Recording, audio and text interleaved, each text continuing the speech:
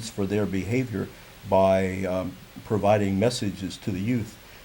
And so we've worked um, with the state to produce two DVDs where men who are incarcerated basically share their perspectives Yes. in terms of what mistakes they made that resulted in their being incarcerated, and then shared them through the DVD with the young people. Very powerful messages from, as we say it, the voices from behind the wall. So it sounds like the job as Boston City Council was a great opportunity to really do some of the things you were doing before you were on, but this gives you much, gave you much more ability and power to be effective?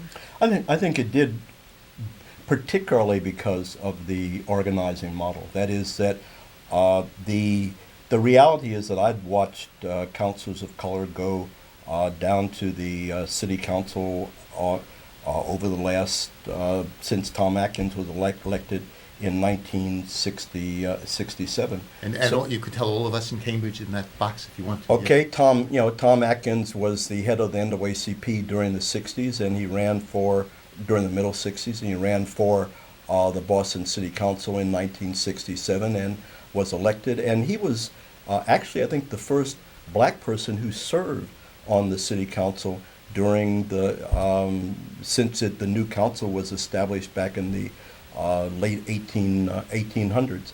But since then, I've seen men go down to the city council, but given the fact that they're essentially, once they brought in district elections, 2 out of 13 seats, we have 9 district seats, and 2 of those district seats are occupied by men of color, and there are 4 at-large seats, and now one of them is occupied by a black woman, and one by a Latino man. But what was particularly frustrating was it seemed that it was just very difficult for our counselors to be able to generate the level of support and cooperation on a consistent basis. And so it seemed that creating a power base in the community that would be there to push would be very helpful in moving things forward. And I think it worked out Explain that way. that's a little slower for me. Sure. So it seems hard for you to work with other people on the council? No, what I'm saying is that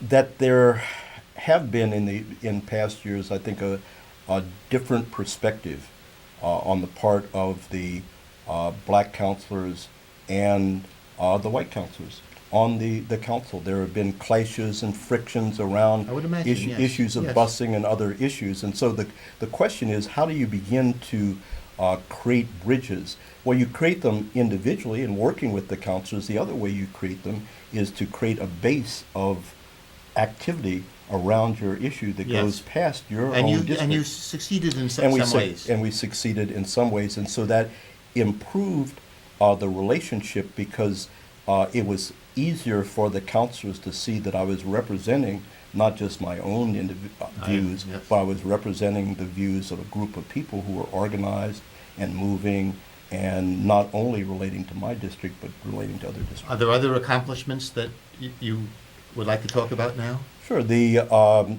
Felix Arroyo, who now as a counselor started off in my office, working in my office as an aide when he was 20 years old, and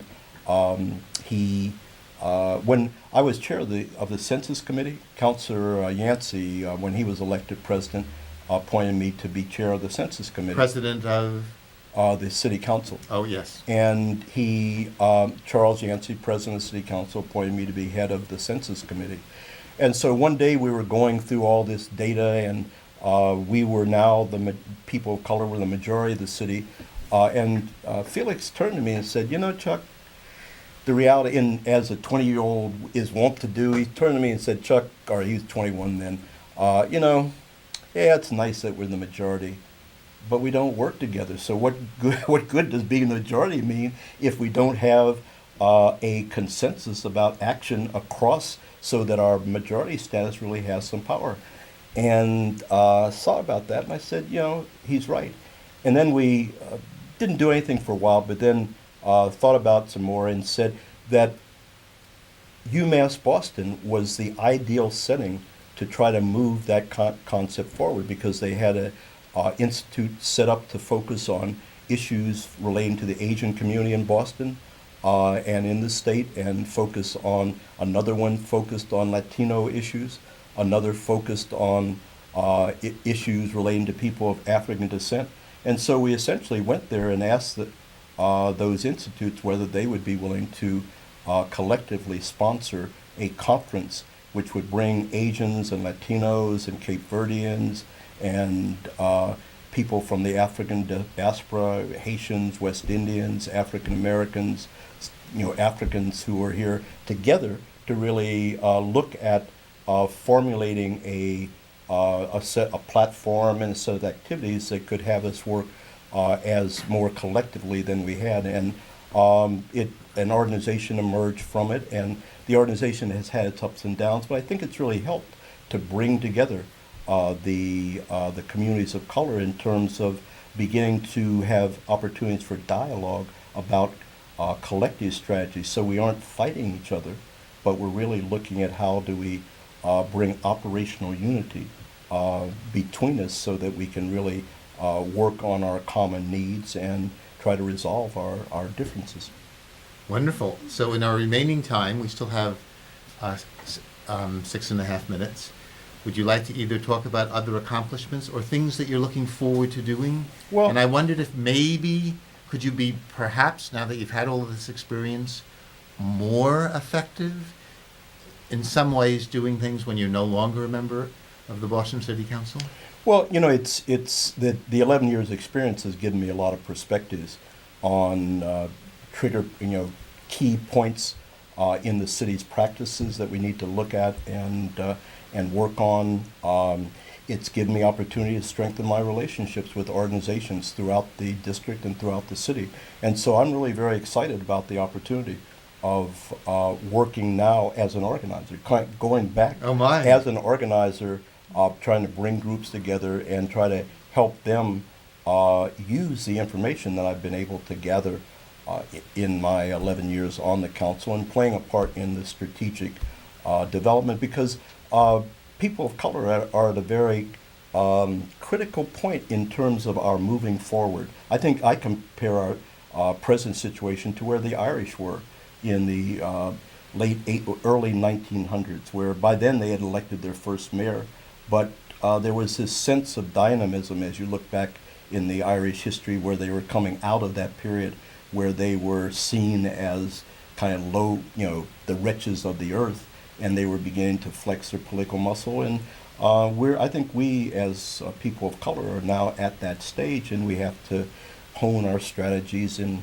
develop more accountability mechanism for accountability. But I think we're really moving forward, and so I'm interested in that work. But I'm also interested in another approach to organizing, because over the years I've looked at organizing not just as a tool of developing political power, but as a tool of human development.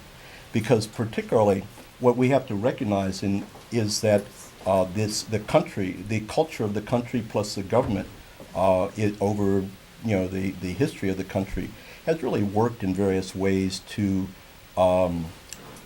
make women, people of color, workers feel less than they. That is that I think there's an active process that has gone on, continues to go on, to try to convince the American people that you don't have the ability to really lead and govern, that there are a group of us who really know what needs to be done, and you need just to turn it all over to us. And consequently, our educational system doesn't really help people know themselves, really understand their energy systems, really appreciate their own individual power and their collective power, because the system doesn't want people to begin to think that they can think for themselves and they can do for themselves when they work together. So I plan to open a educational institute in Roxbury called the Roxbury Institute for Space Exploration, which will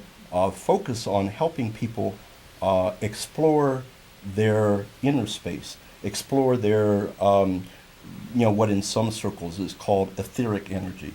Our body, our chemical body, would not move if it wasn't for this energy system that's called etheric, that in fact really is the system that allows us to hear, see, smell, taste, and touch. The physical body itself is just a group of chemicals. When you die, the etheric body leaves, and the chemicals are there in the coffin, and so the body is just kind of a lump of chemicals, and because that other energy is gone, we don't really understand it. We don't understand the relationship of that body to our health.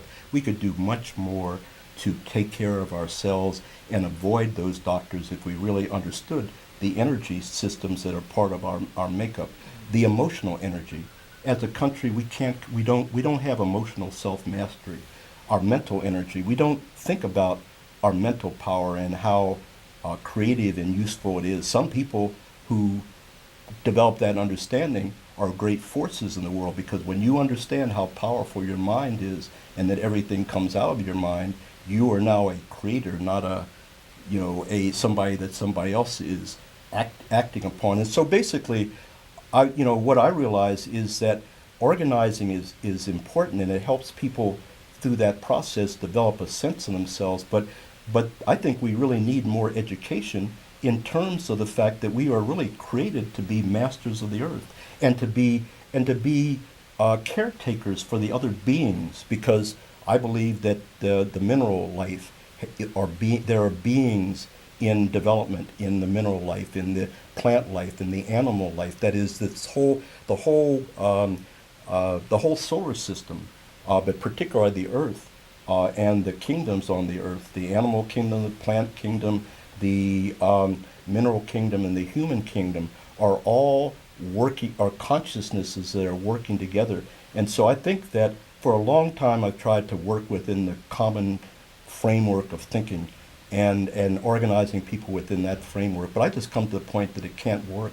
There's so much confusion, and there's no framework that talks about morality. There's no logic of morality given the common perception that you just come here to get as much as you can and then you die and it's all over. So you'd be a fool if you didn't try to grab a hold of everything. And the reality is that it doesn't matter which religion you look at, because I've looked at them all over the last 40 years. It doesn't matter which one you look at. They all have an internal teaching that try to help us understand that we are beings that are part of the universe, and that because we have mentality, we are supposed to be guiding the development of the earth and kind of bringing it to a higher level of fruition rather than destroying it because we want to try to. What a great ending.